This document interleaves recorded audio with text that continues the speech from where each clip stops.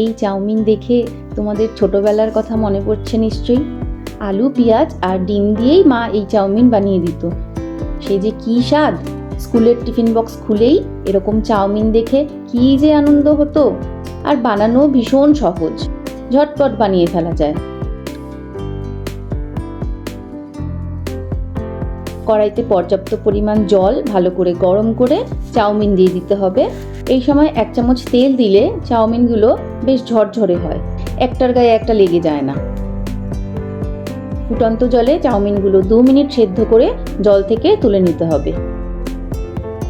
আমি যেহেতু ফোটার সময় তেল দিয়েছি, তাই এখন আর না দিলেও হবে। এবার আলু পেঁয়াজ কাঁচা লঙ্কা কেটে নিতে হবে আর ডিমগুলো ফেটিয়ে রাখতে হবে। এগুলোর না কোনো মাপঝোপ নেই, যার যেরকম প্রয়োজন সে সেইভাবে নিয়ে নেবে। ডিম ফেটানোর সময় 1 চুটকি নুন দিলে ভালো হয়। এবার কড়াইতে সর্ষের তেল গরম করে কেটে রাখা আলুগুলো দিয়ে দেব। 1 চামচ নুন আর সামান্য হলুদ দিয়ে 5 মিনিট মতো আলুগুলো ভাজা ভাজা করব।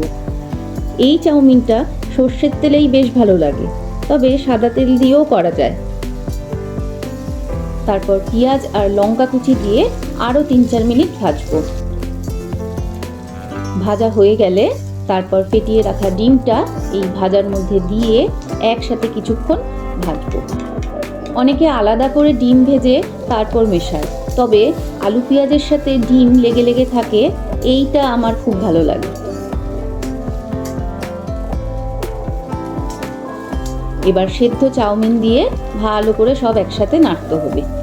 প্রথমেই আলু ভাজার সময় 1 চামচ নুন দিয়েছিলাম, তাই এখন যদি নুন লাগে তাহলে স্বাদ অনুযায়ী আরেকটু নুন দিয়ে দিতে হবে। কেউ চাইলে একটু চিনেবাদামও ভেজে দিতে পারো, তবে আমি কখনো বাদাম দিয়ে খাইনি, তাই দিলাম না। তারপর একটু চিনি দিয়ে দেবো। চিনি দিলেও হয়, না দিলেও হয়, তবে দিলে একটু ভালোই লাগে। এবার 1 টুকরো পাতিলেবু আর 1 চামচ গোলমরিচ গুঁড়ো দিয়ে সব মিশিয়ে নিলেই ছোটবেলার হলুদ হলুদ চাউমিন তৈরি। তবে এই বড়বেলাতেও কিন্তু এর কদর 1 ফোঁটাও কমেনি।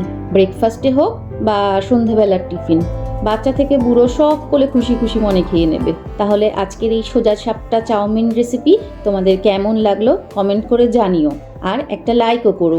এবার আমি আসি, সবাই ভালো থেকো।